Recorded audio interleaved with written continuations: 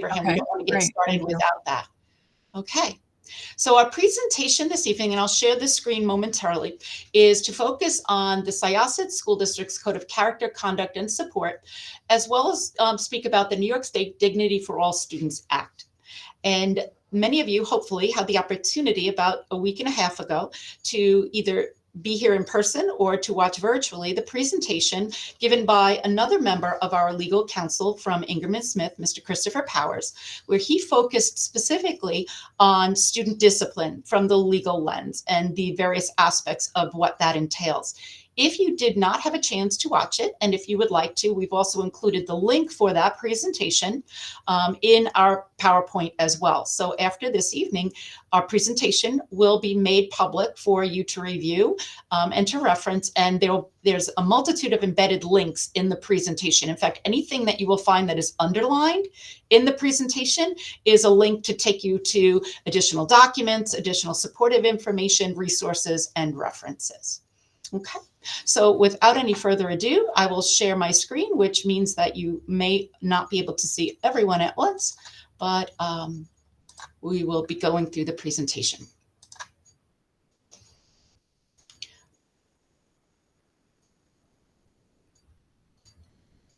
Okay, so we've divided the presentation, understanding that we have a fairly limited time and there is quite a lot to talk about.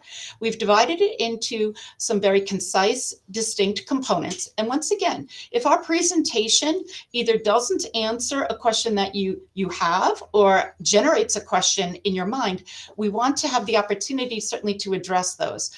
So there will be an opportunity by, I believe, Google form to submit any questions after our presentation so that that way everyone is feeling that they've had all their questions answered. Okay, so we've done our introductions as well, and we'll move on. So we've divided the presentation into 4 distinct parts: the Code of Conduct, Character, and Support, Dignity for All Students, otherwise known as DASA, Discipline, and Restorative Practices. And the important thing to realize is none of these operates independently. They all have various components that intertwine.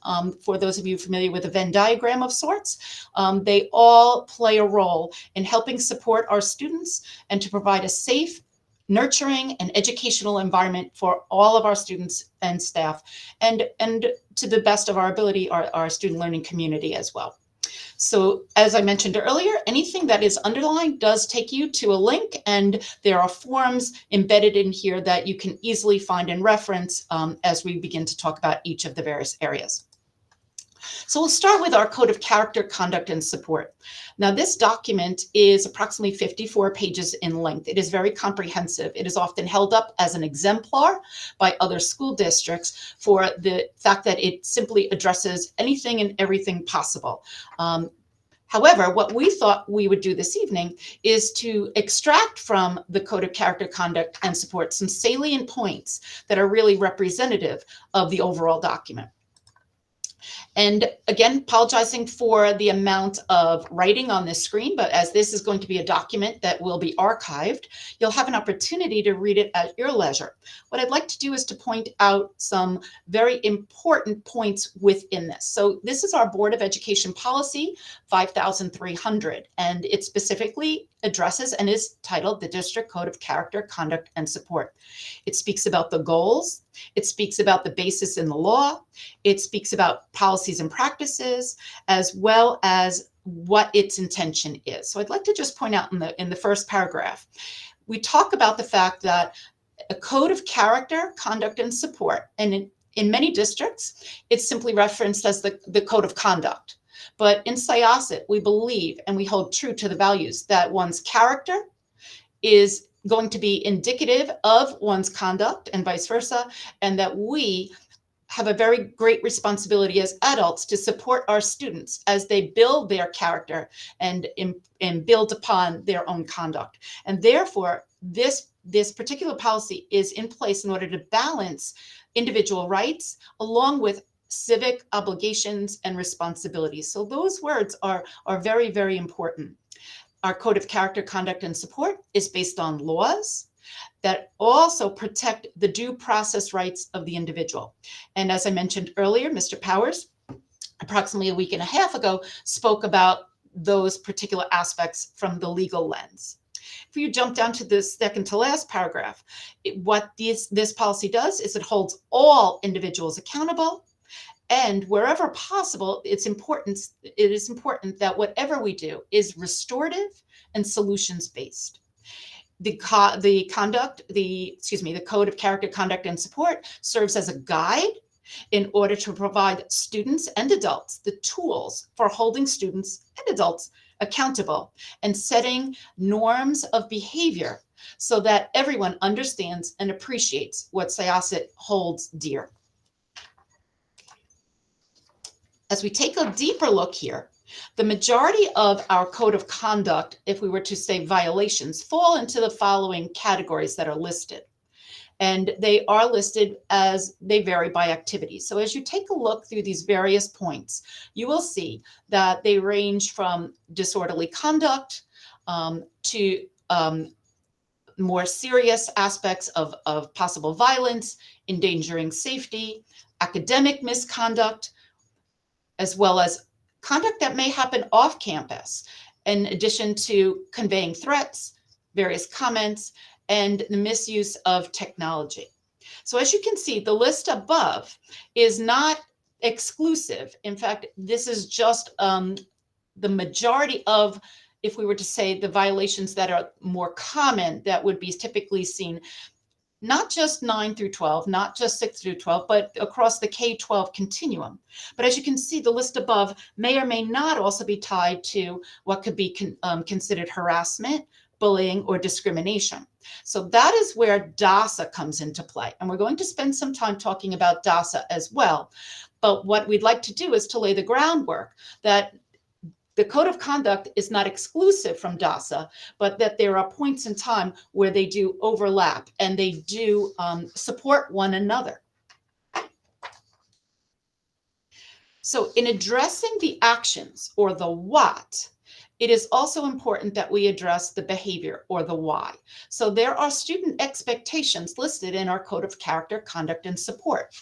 So in addition to addressing what happened, it is very important that to move past that and to learn from that and to make restitution for it, that students understand why the behavior was unacceptable, how their actions impacted and hurt others, reflect upon what could have been done differently, and very importantly, and what can often be a challenge, is to take responsibility, to take ownership for what was done, and by taking that ownership, to then take ownership of what one can do in order to restore or to make up for and to redeem oneself by the actions that were taken. Important, as we are an educational organization, to learn from mistakes, to learn strategies in the future to prevent this from happening again. And what we're also going to talk about is the importance and the significance in any type of code of character, conduct, and support of what is called progressive discipline. And we'll talk about that in just a moment. Okay, I'm just going to take a quick breath. I know I'm speaking quickly. I don't want to speak too quickly and brush over anything, but I want to make sure that we get through everything. Okay, so Dignity for All Students Act, otherwise known as DASA. And I thought that it was important, first and foremost, that we understand what this means and what it covers. If you were to look up the definition of dignity, you might come away with several different definitions, but the one that speaks to the Dignity for All Students Act is that dignity is a fundamental human right. It is a fundamental human right to be worthy of honor and respect. And that is what the DASA, the Dignity for All Students Act, protects. That every human being is entitled to be honored and respect as a human right. So if you were to take a look at the New York State Education Department's definition or aim for DASA, it is not to increase or to become a separate form of punishment. They have DASA to foster social interaction among students as a way to maintain a safe learning environment. And how is that done? It is done by increasing the individual and the collective ability of students to speak up for one another, to speak up for themselves, and to have those protections in doing just that. That if they themselves or if others are being bullied, They have not only a responsibility to come forth and to go to the necessary authorities, but DASA designates who those authorities are so that there is no confusion about the supports in place so that we as an institution can address any type of bullying, harassment, or discrimination that is taking place, but to also work towards preventing it and in the future from happening and increasing that definition of dignity for all of our students, the fundamental human right to be honored and respected. So that is how DASA works in conjunction with our code of conduct. Our code of conduct will be outlining specific unacceptable behaviors and incidences and actions. And then DASA works alongside with it, that if those actions are also tied to bullying, harassment, or discrimination, it gives the school the resources to address it in the immediate moment and to address it in the long-term fashion to do whatever is possible to prevent it from happening again. So if we were to take a deeper look at DASA, the Dignity for All Students Act, it solidifies that the school district must prohibit and protect students from harassment, bullying, and discrimination, as we've just mentioned, related in particular to the following categories: one's race, color, ethnic group, national origin, disability, religious practice, religion, weight, sexual orientation, gender, and sex. Now, these are the main components of DASA. However, there are instances where there may be other forms of harassment, bullying, and discrimination that are not listed here. Nonetheless, they will be addressed with the same intensity that anything listed here would be addressed by the district. So what constitutes a DASA incident? A DASA incident is often referenced as a series of verifiable occurrences or incidences. However, there are occasions where it may not be multiple, but it could be a single instance. It is important, again, as we've been underscoring here, that not all misbehavior that takes place falls under the umbrella of DASA. But what is very important to understand is that regardless, all incidences are going to be investigated in a manner that is equally robust and will protect all of our students, no matter what route the allegation came to our attention and whether the incident is directly DASA related or a violation of the code of conduct or both. So that is very important to understand because all behaviors are taken very seriously and no one behavior is going to be less serious, and bullying, behaviors are no less serious than actual bullying. However, they may require a different prevention and response strategy that would be addressed through the code of conduct, perhaps falling outside of DASA if it is not a verifiable DASA incident. The bullet points here underscore that the behavior in question may have been accidental. So while it still caused harm, still needs to be addressed, consequences still need to be given. If there was no intention to harm, that then provides for a different focus on how the consequences would be applied. The incident could also be a reflection of a student immaturity rather than of a malicious intent. So the focus on intent is also going to be part of the investigation. So we do have DASA coordinators both in each building and throughout the district. There are multiple DASA coordinators. They are trained both by the district and through DASA coordinator training provided by New York State. And they do meet frequently as a district to process the various things that they are coming across, as well as any new information that is put forth by the state. So we do have DASA coordinators, and momentarily we'll show you how you can access that information if you would like to reach out to them directly, either with a specific instance, or if you were to have a question, they are most certainly willing and would be very eager to speak with anyone in order to answer questions that you as parents may have. DASA provides us with a series of definitions, and we thought that including these definitions would be very helpful because they are often the ones that come across, unfortunately, when incidences do happen, but they are the ones that do come across. And please, one of the things that is very important to see here is that DASA does look for three main components. when an incident occurred, was there an imbalance of power? Was it one individual trying to exert power over another? Was there an intent to cause harm by the action? And was the behavior repetitive? These are components. Not all three might be included, but if there is either a combination of the three or just one, then that would then trigger the investigative team, if it hadn't already been done, to open a DASA investigation as well, in order to address and see if this did fall under the designation of DASA. So you have the definition of bullying, which would involve either real or perceived power imbalance, talking about repeated behavior or the potential to be repeated. Bullying can happen either before, after, or during school hours, and in a school building, possibly on a playground or on a school bus. All of the various locations that are tied directly back to school and to a child feeling safe and secure and welcoming coming into school. Cyberbullying is a form of bullying that takes place specifically through the use of electronic devices and technology. And unfortunately, we do see that on a rise with the student ability to access various forms of technology, as well as the various platforms that are out there. Discrimination, as defined, is the denial of equal treatment, admission, and or access to programs, facilities, and services based upon the person's actual or perceived membership in a certain group or category.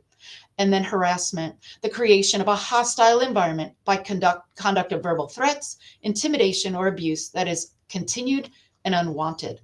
So these would be the main DASA definitions that we often have parents and guardians asking us to help them understand and to also define.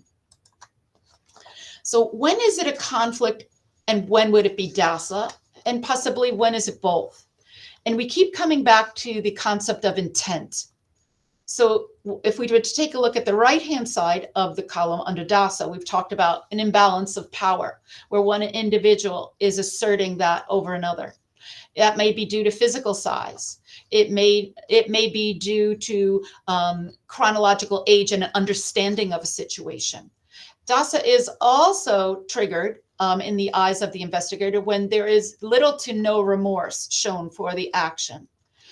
Typically, an individual identified as a bully is feeding or taking some type of satisfaction or power from that behavior.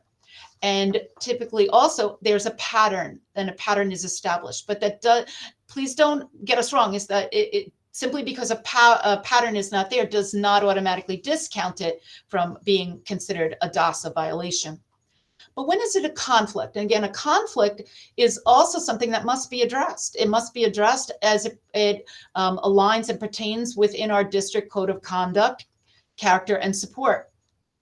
However, there are some conflicts that, while are hurtful at the time and will be addressed at an age-appropriate and developmental manner, that would not fall under the code of conduct. For example, a child not wishing to play with another child, whether it's on the playground or in an activity, but if that child is respectful in sharing that, it's hurtful to the child to be on the receiving end of that. And we are able to address and manage that with our mental health team. We have social workers in every one of our buildings. Our teachers are very skilled in working this type of conflict through with students.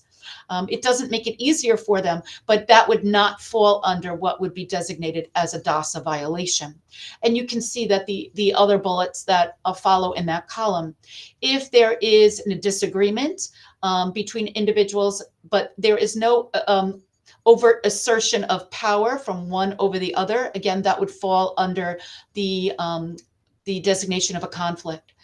If remorse is felt afterwards, if a situation occurred and students are expressing, upon reflection, they feel badly about that, they'd like to make amends for that, then that again would also be a conflict. Ultimately, remorse and reflection are going to also be a part of other investigations, whether they are violations of the Code of Conduct and DASA, ultimately as part of the learning process. An individual having ability to feel remorse for one's action is a very powerful learning experience that will hopefully avoid that experience from happening again in the future. And therefore, it is accompanied by modified behavior, demonstration to self-monitor one's action, and to make sure that while we may disagree on things, there is no imbalance of power in that process. So what is the process? The DASA process has many steps, but the initial step that begins and starts immediately is when a staff member, a teacher, a parent knows of something, or other students either witness an incident and or receive a complaint. The obligation that our staff have is within 1 day to orally report the incident to their building administration, a principal, the superintendent, assistant superintendents, assistant principals, social workers, psychologists, students reporting it to their teachers.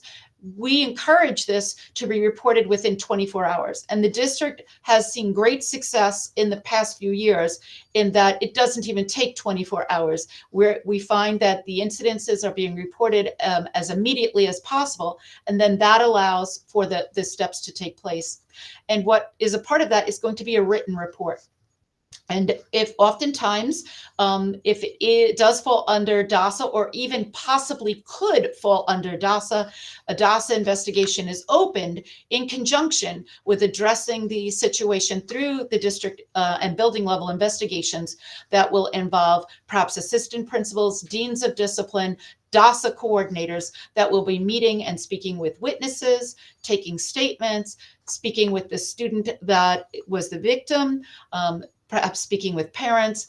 There's no stone left unturned in trying to gather all of the information needed in order to thoroughly address and attend to the investigation, so that the action, the incident can be addressed immediately, the victim can be reassured, made to feel safe, made to feel secure, given all the supports that they may need in this process, and to also address the individuals who conducted the behavior as well.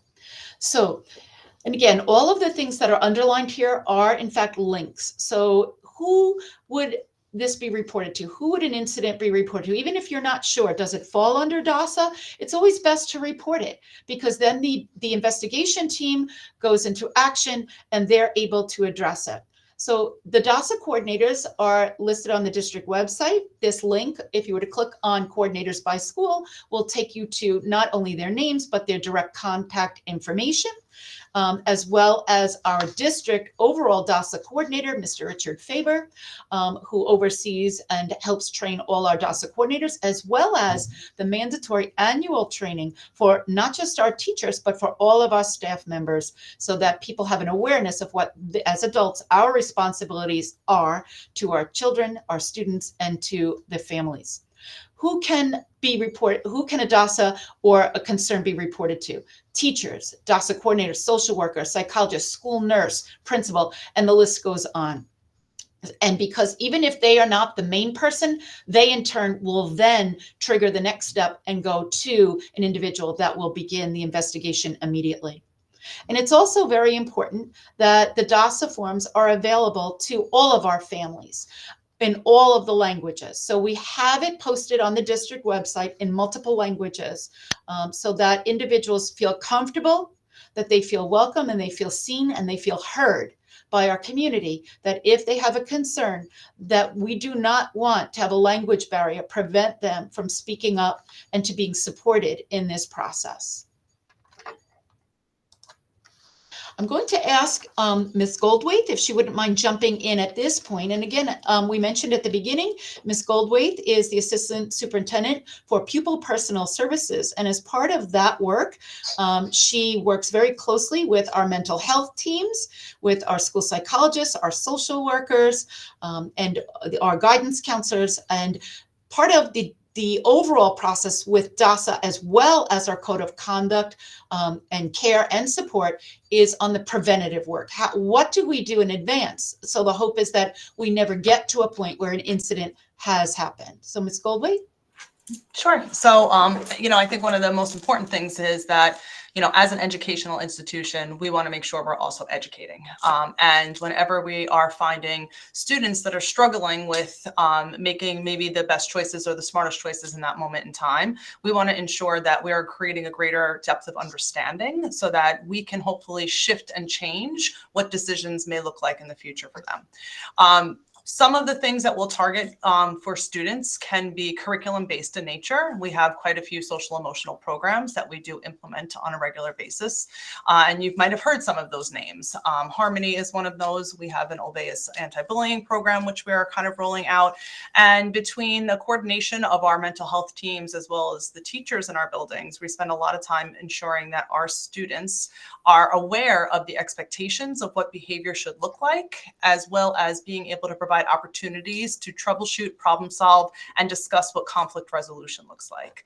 Some of those things that we target are listed here in the sense of how can we be a good citizen in our school community? What is our character and what do we want our character to be defined as? How can we make sure that we're living and working within an honest environment? How can we make sure we're tolerating? We don't necessarily always have to get along, but how can we make sure we're respectful of others, especially those who may have a differing opinion or maybe different than us?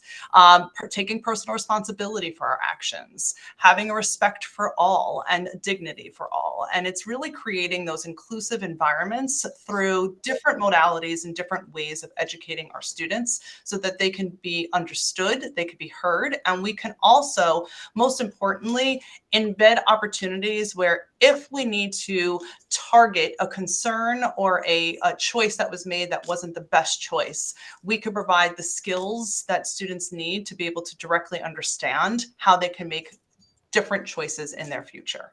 And we'll talk a little bit more about this once we're going to talk a little bit more about discipline now specifically, but then following the discipline, we'll talk a little bit more about one way that we do preventative work, which is through restorative practices. So our overall social emotional learning is happening on a consistent basis, and it's infused in all aspects of learning for our students, but we do have very specific programs that target individual skill building for our students so that they can grow up to be able to be a part of an inclusive, tolerant environment.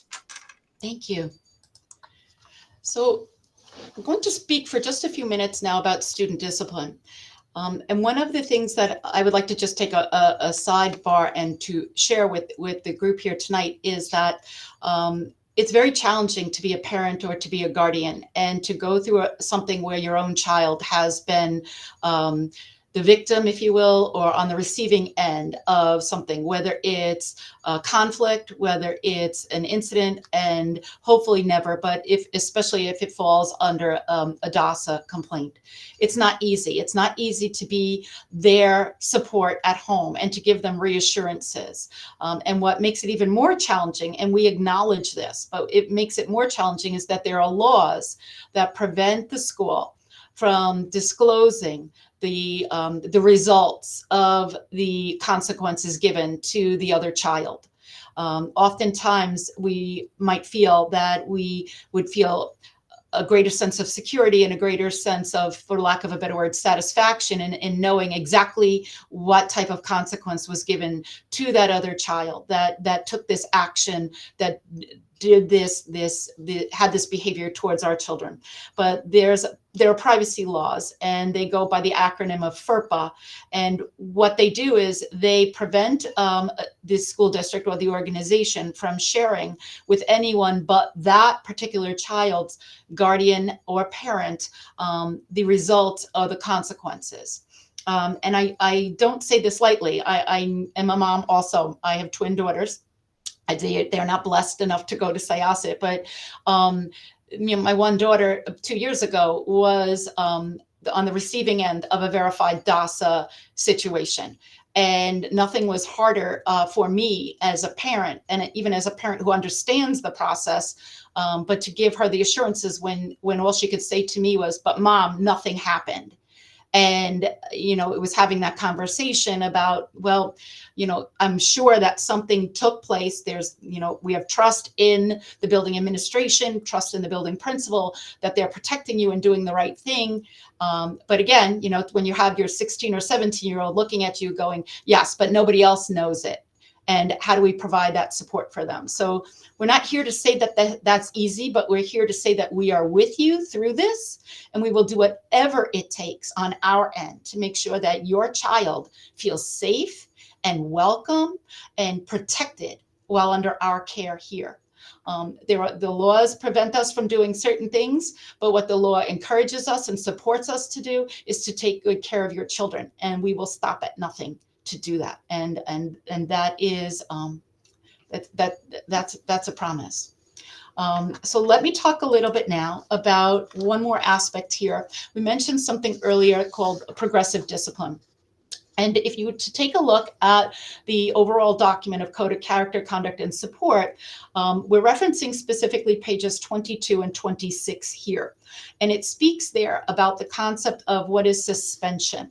And what we'd like to do is just take a moment to share with you what is suspension, what the law allows for, and when it can be used, and who has the authority in a school in order to invoke a suspension. So suspension can be used for situations that would be described as insubordination, disorderly conduct, violent conduct, disruptive conduct, or conduct that otherwise endangers the safety, morals, health, or welfare of others.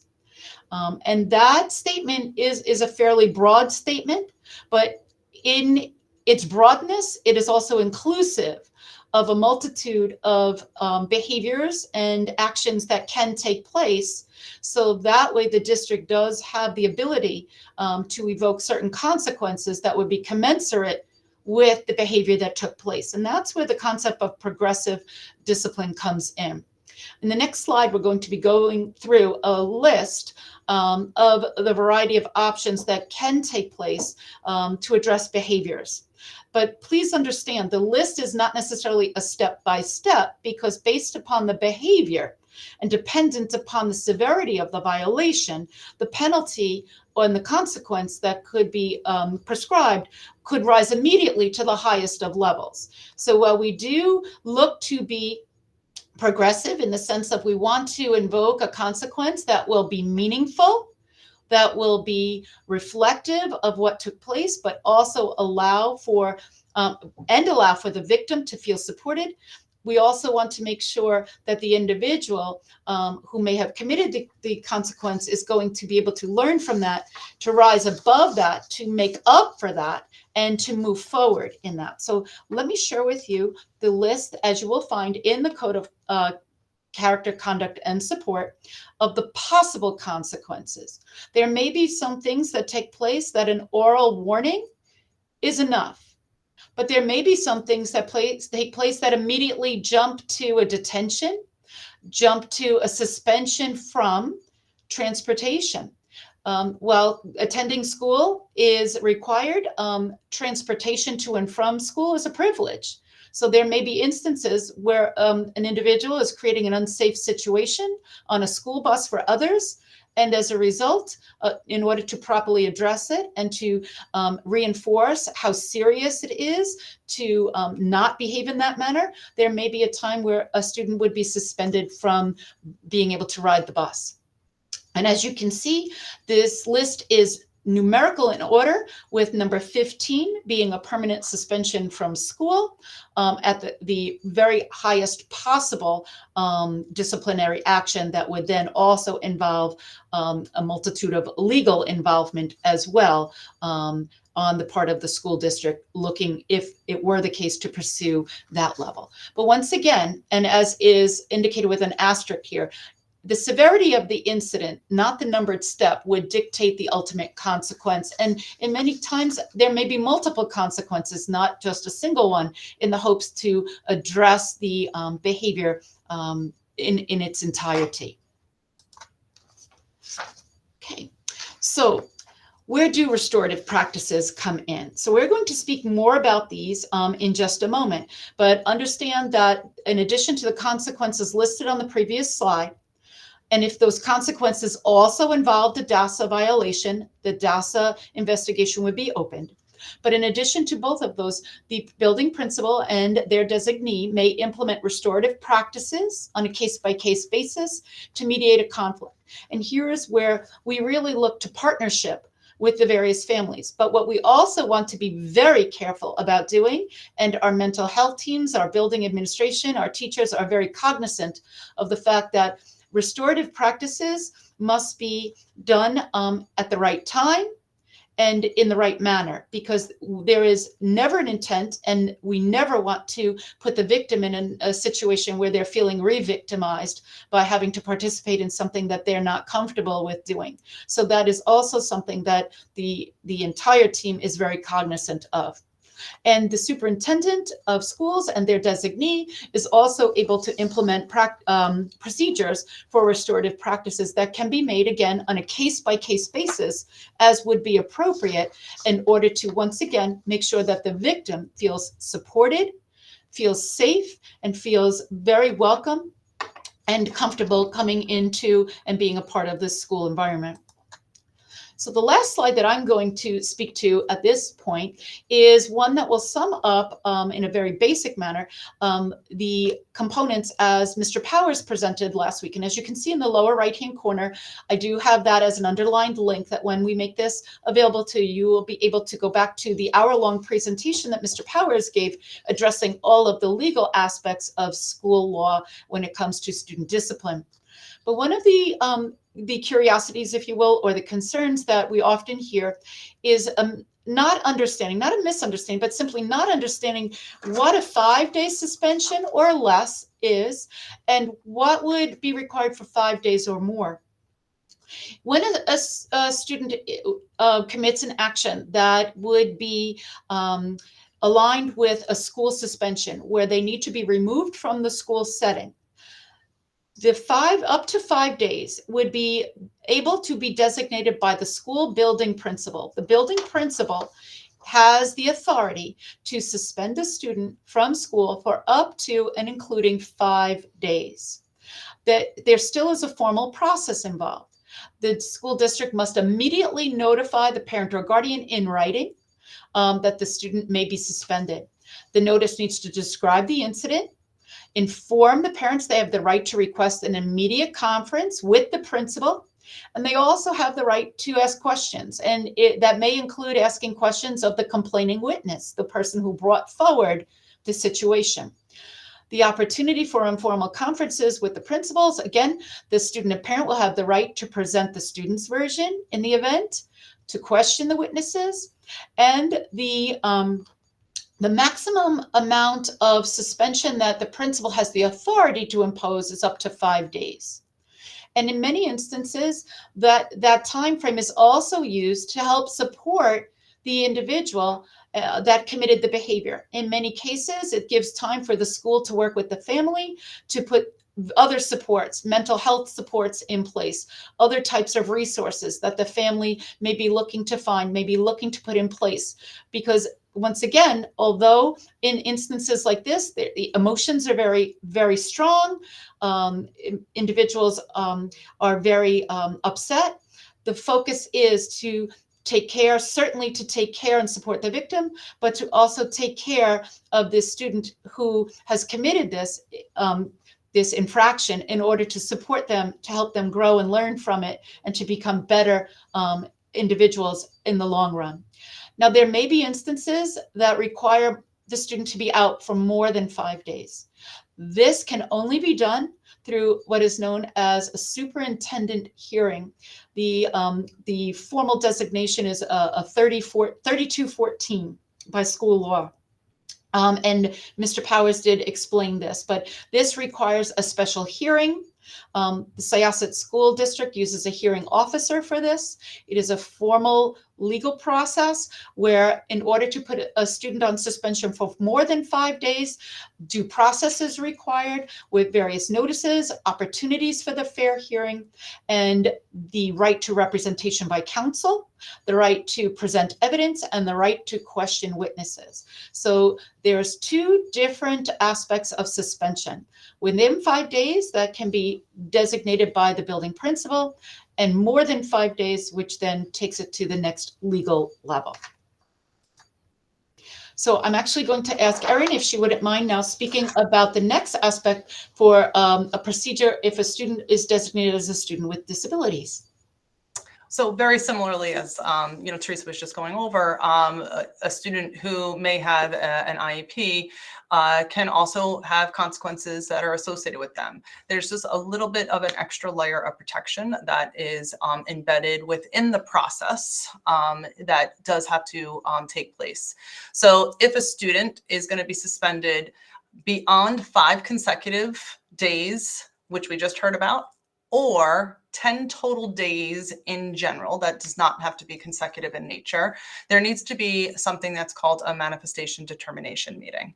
That looks like a typical Committee of Special Education meeting where there are individuals that come together throughout the process of the superintendent hearing, where there needs to be some questions answered about the student and that student's plan. So the team comes together, which does include the family, school representatives that know that student specifically, and any CSE members that would be able to provide insight as to the actions of the student and how they directly relate to that student's area of diagnosis or disability. And there's 2 questions that have to be asked within a manifestation determination committee meeting. One is there a direct correlation between the action that was committed and the student's area of disability itself? And or was the student's IEP implemented appropriately during that time? If the answer to either of those questions are no, then the next steps can be going forward. So if there's not a manifestation and there's not a direct correlation between the action and the student's area of disability, then the continuation of the process would go forward into the rest of the superintendent hearing. If the answer to the question was yes, there is a manifestation, then that doesn't mean the work stops there. What that means is there's a lot more work that needs to be done by the committee itself to be able to reevaluate what is going on with that student's program and what additional interventions and supports may need to be implemented immediately after that meeting itself. So going on to the next phase is really talking a little bit more about the restorative practices. And as you can see here, this is something that has really been established and implemented and rolled out in many districts for a lot of different reasons. One is because when you think about it, discipline alone doesn't necessarily act as a function to change behavior. What's missing, if you're talking solely about discipline itself and or a punishment, what you're not doing when you're disciplining or providing punishment is creating the other side of what needs to change. So when you're doing solely a disciplinary approach, what you're not doing is teaching skills that might need to be implemented to change what behavior looks like. What you're not doing is asking a child to recognize what their emotions are in those moments in time and how those emotions may impact the choices and their decisions that you're making. So as a school system, what we want to do is not only talk about the fact that there are consequences for behavior, but how do we also foster an environment where we could implement skill building so that those types of supports or those types of changes that are needed can be done. So restorative practices can be that. And they're implemented to promote and strengthen overall positive school culture and enhance pro-social relationships within a school community itself. So this allows for a shift in practice where you could create a culture that's inclusive, that builds fair process into decision-making, facilitates student learning, to address the impact of actions and an approach that allows for accountability for our students, skill building for our students, cooperation, and a mutual understanding. So if you go to the next slide, you'll see that our code of character, conduct, and support actually on page 52 defines some of these specific kind of terms and interventions. And when we think about restorative interventions, we're teaching about how can we change or how can we provide some skill building. And then the restorative practices are how do we create a promote an inclusive approach through relationship building and problem solving. And it's through both of these aspects that we really want to be able to help students understand what the actions that they take and what they might mean and how they may impact others, as well as be reflective on what can we do differently moving forward, taking responsibility for those actions, and then also taking responsibility for repairing the harm that those actions may have caused. So if we go to the next slide, this kind of talks a little bit about kind of why do we do this? What's the importance of restorative practices? And they really incorporate, as we heard, those values of respect, dignity, mutual concern, and it's all based on that core belief that all people are worth being honored and valued. So when you think about restorative practices, really the intent is for that members of the school community will have an opportunity to be heard. They'll take greater impact for their own actions. They'll learn to take greater responsibility for the actions and choices that they make. They'll learn to be able to repair harm that their actions may have caused. They'll learn to recognize their role in helping to maintain a safe school environment and community that they're in on a daily basis. They'll learn to build upon and expand their own personal relationships in their school community and recognize themselves as a positive contributing member to the school environment themselves.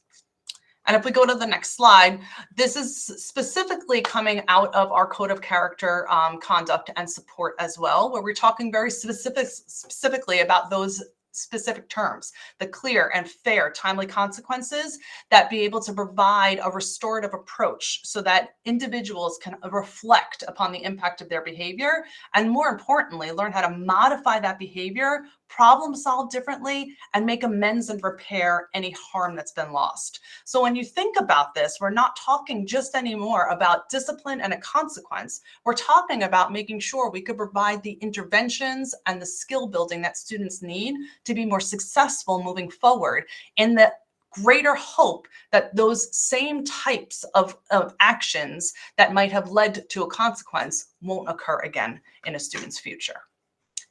And if you go to the next slide, you'll see a little bit about kind of the ways that there's different continuum of restorative practices.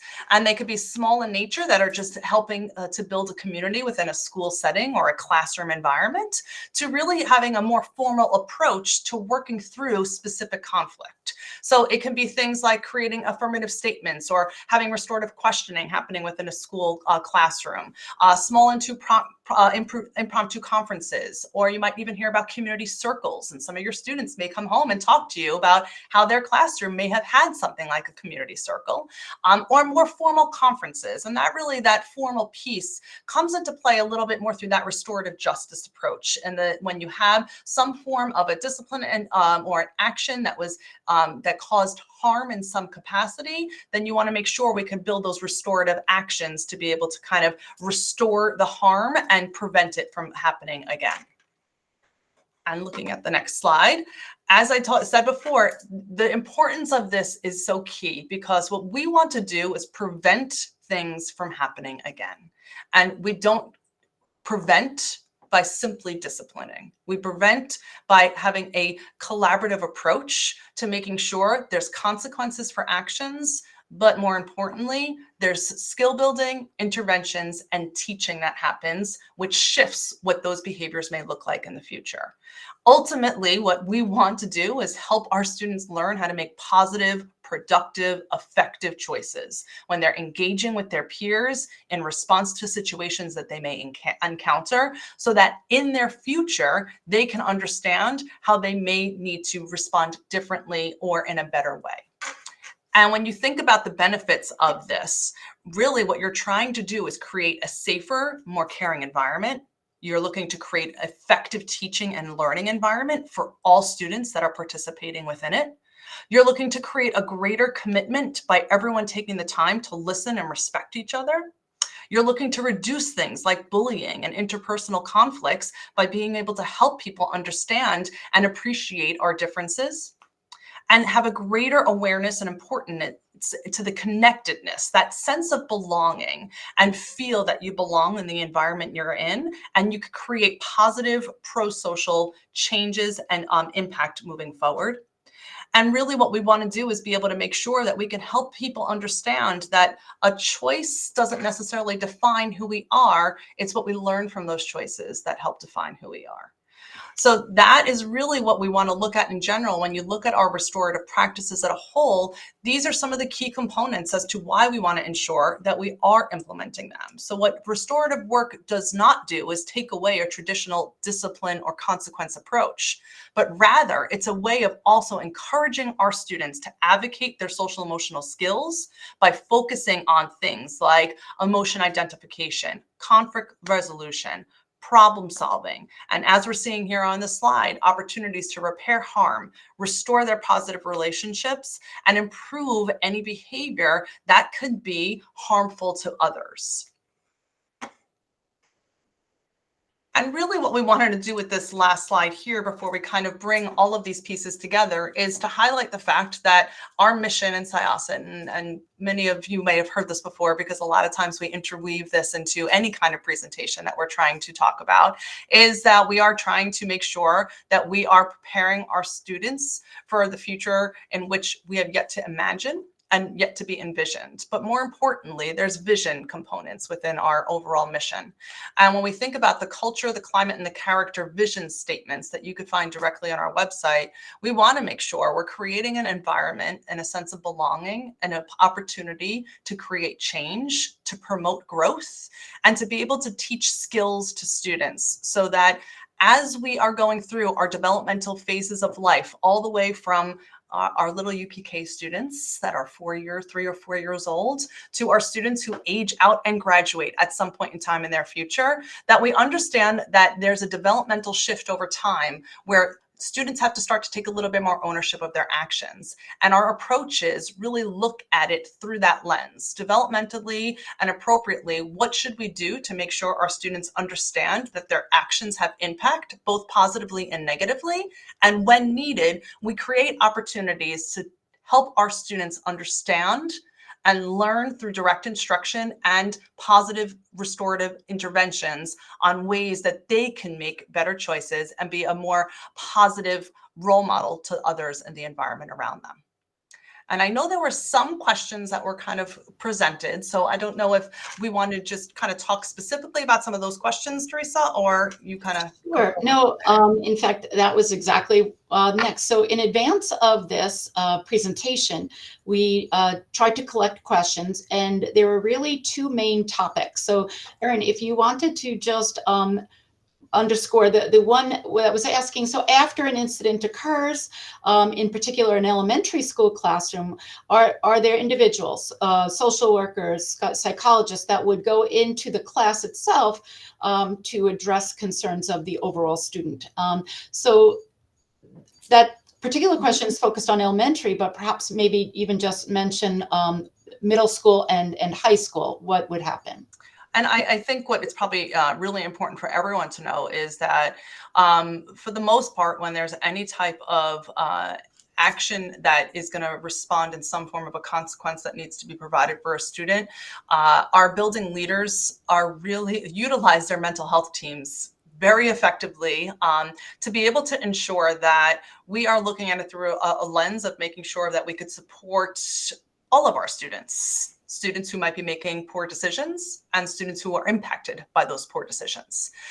So it really is making sure that anytime there's any kind of concern that is going on, our mental health teams are working in collaboration with our building leaders to make sure that students' needs are being met. And we really want to make sure we're preserving students' dignity as well. So if there is an aggressor, that we are also being thoughtful about the fact that students make different choices at times that are not necessarily going to be the best choices for them to make. And we need to help work with them through that, as well as work with their peers to make sure we could kind of reintegrate when appropriate, and make sure that people can have a greater understanding and understanding of how to make sure we are working through those challenges, and more importantly, being accepting of those as they may need to kind of reestablish what norms look like and or create a repair the harm that was caused. So our mental health teams do work very closely on a regular basis, and at times might be working directly with a victim or an aggressor. Okay. And then the other set of questions came in were very heartfelt. And the questions, as we all have as parents, what measures are in place for making sure our children are protected equally, and that there is equal representation for all of our communities in our district? So our hope is that the presentation itself was able to answer those questions and showing the various resources that we have in place, how the Code of Character, Conduct, and Support works hand in hand with DASA, with the team of investigators when it comes to DASA, with the building administration team, with the mental health team, in order to make sure that every single child is protected, that their needs are met, that they're feeling supported, and that protection covers every single child in this district.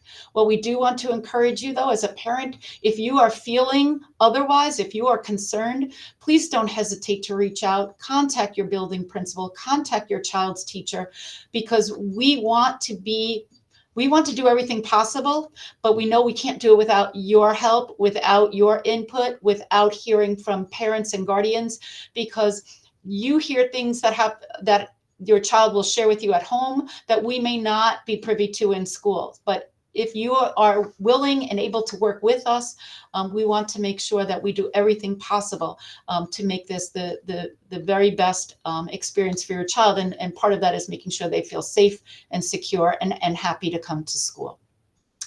So with that actually brings our presentation for this evening to a close.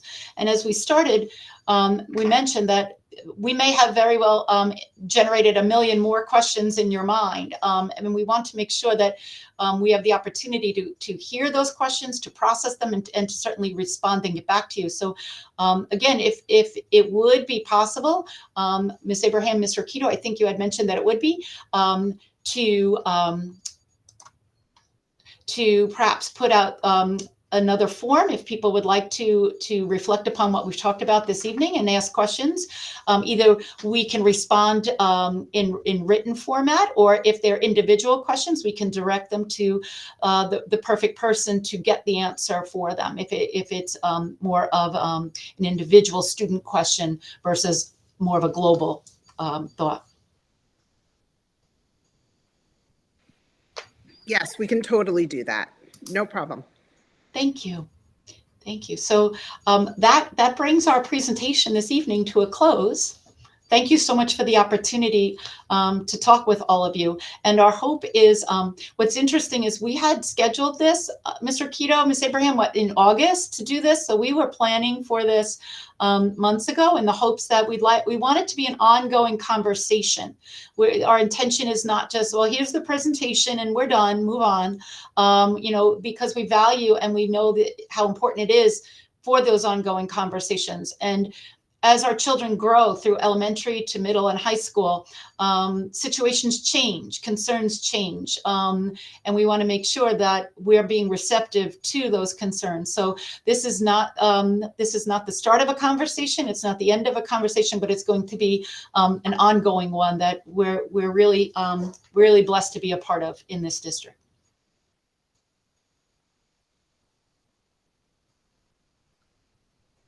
Thank you so much for this great information. And I know everyone who wasn't able to attend will really appreciate being able to, have the recorded link put up as well. So thank you again, and have a great night. Thank you, Ms. Wilinski. Thank you.